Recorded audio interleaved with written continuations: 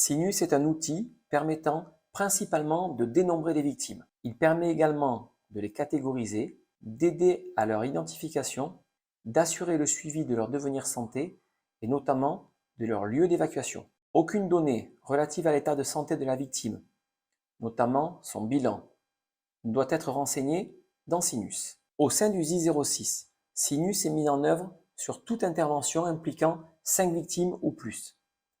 Le COS sur l'opération ou le CODIS demande l'ouverture d'un événement Sinus. Dès la création d'un événement Sinus, toutes les victimes sont recensées, les blessés, les décédés, mais aussi les impliqués. Les bracelets sont alors mis en place de la façon suivante. Pour les personnes valides, sur les poignets. Pour les personnes invalides ou décédées, sur les chevilles.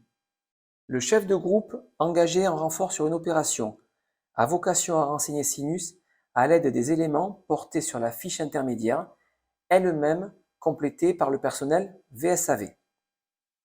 Dès que possible, mais sans retarder le premier scan des étiquettes et donc le premier dénombrement, la catégorisation est renseignée.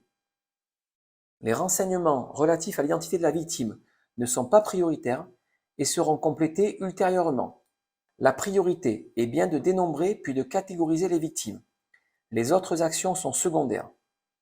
Le renseignement de l'identité, comme les autres informations, ne se feront qu'en fonction des possibilités et selon l'organisation du chantier lors du passage des victimes sur les différents points, le PMA, l'évacuation ou autre.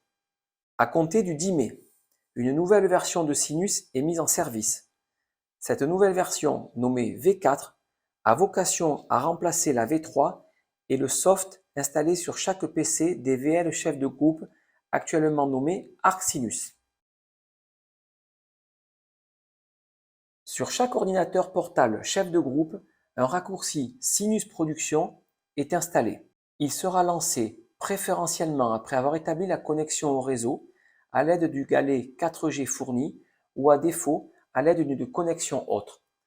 Un partage de connexion avec un GSM, un Wi-Fi local, toute autre solution permettant d'avoir un accès à Internet. En l'absence de raccourci et depuis n'importe quel PC connecté à Internet, il est possible de renseigner Sinus depuis le terrain via l'URL mentionnée. Le point vert situé en bas à droite de Sinus signifie que la connexion au réseau est active et la synchronisation ultérieure sera possible. Un point rouge n'empêche pas d'initier le travail de renseignement de Sinus et de commencer à scanner des bracelets, mais empêchera toute synchronisation ultérieure vers le serveur central, donc les remonter vers le CODIS. Il conviendra alors de chercher à obtenir une connexion dès que possible pour faire remonter les fiches vers le CODIS. À défaut, et en l'absence durable de réseau, les boutons sortie USB et entrée USB pourront être utilisés. À l'ouverture de l'application, il convient de renseigner les deux cases de la façon suivante. Pour le site, préciser 06, puis le type d'événement. Pour le poste émetteur, le nom de l'émetteur et éventuellement le poste occupé. Dès que le personnel du VSAV met en œuvre des étiquettes, éventuellement regroupées sur la fiche intermédiaire, ou dès qu'une victime se présente au chef de groupe, le bracelet est créé sur Sinus. Cette création est possible de 3 façons, soit à l'aide de la douchette fournie dans chaque PC dans les VLO, soit à l'aide de la caméra du PC qui sera préalablement activée,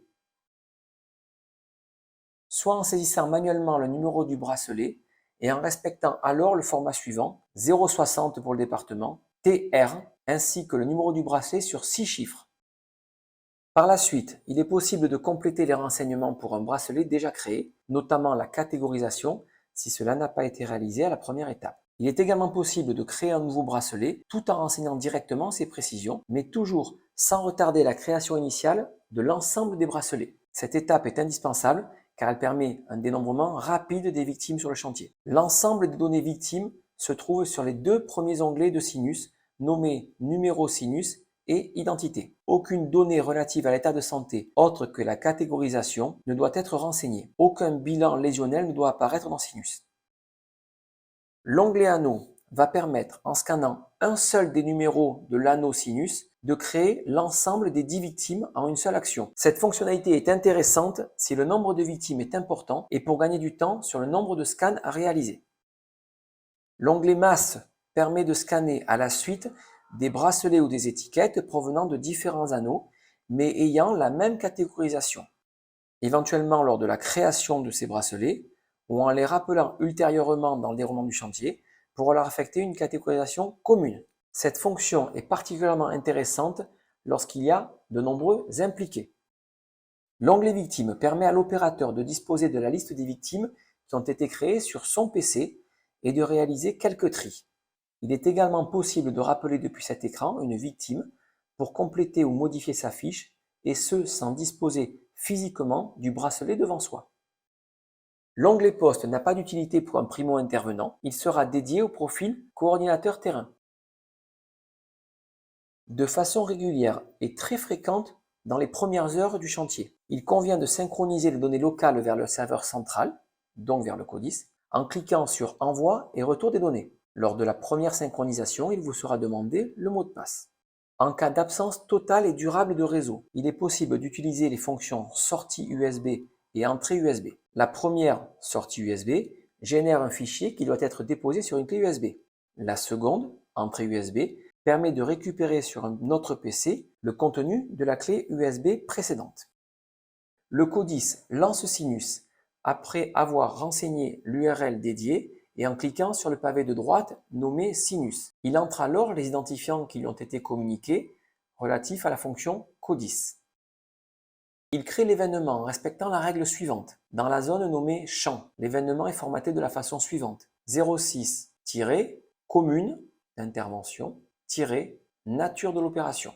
Dans le champ date, il convient de mentionner la date et l'heure du début de l'opération sur Artemis.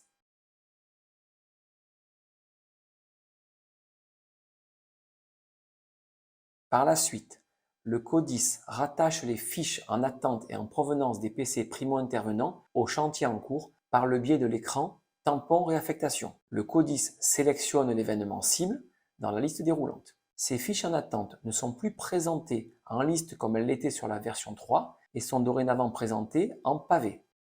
Le CODIS ou la cellule médicale du PC peuvent obtenir des statistiques sur l'opération en cours via l'écran Consultation.